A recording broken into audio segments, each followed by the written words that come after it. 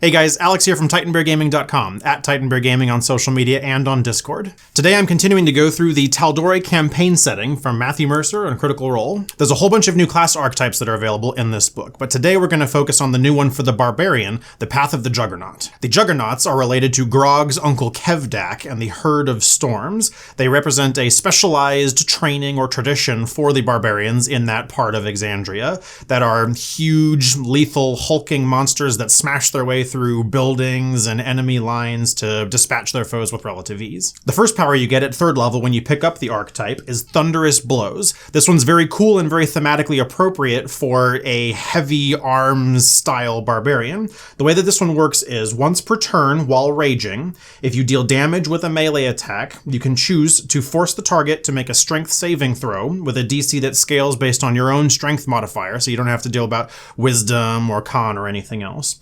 On a failure of the saving throw, you push the target 5 feet away from you, and you can choose to immediately move 5 feet into the target's previous position. Now, you are only able to do this once per turn, so you don't get to do this with every single attack that happens in a given round, but each turn you can knock your target away from you and then take a step further forward, moving people effectively around the battlefield. Also at 3rd level, you pick up Stance of the Mountain, which is very cool and is very similar to the Path of the Berserker that already exists in the player's handbook. While you are raging, you cannot be knocked prone unless you become unconscious. This one's very cool since knocking your barbarian prone is one of the easiest ways that a dungeon master has for neutering the barbarian's power level at the game table. Instead of needing to spend half of your movement speed to get up and continue moving around, you're just entirely immune to the prone condition. At 6th level, you pick up Demolishing Mite, which is going to be very resonant of Grog's Titanstone Knuckles that he picks up late in the story.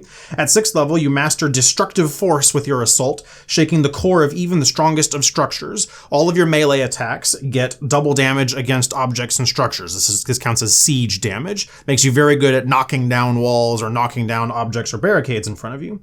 Further, if you're fighting against creatures that have the Construct type, your melee attacks deal an additional 1d8 weapon damage. At 10th level, you pick up Overwhelming Cleave, which is also very fun and lets you deal with mass groups of monsters much more easily. When you make a weapon attack while raging, you have the ability to make another weapon attack as a bonus action against a target that is within 5 feet of the original target that you can still reach. So it gives you a different option for using your bonus action to make another attack, which can be very big if you're going to be using a two-handed weapon. At 14th level, the last power that you get is called Unstoppable, and this one pairs very nicely with Stance of the Mountain, where you are immune to being knocked prone.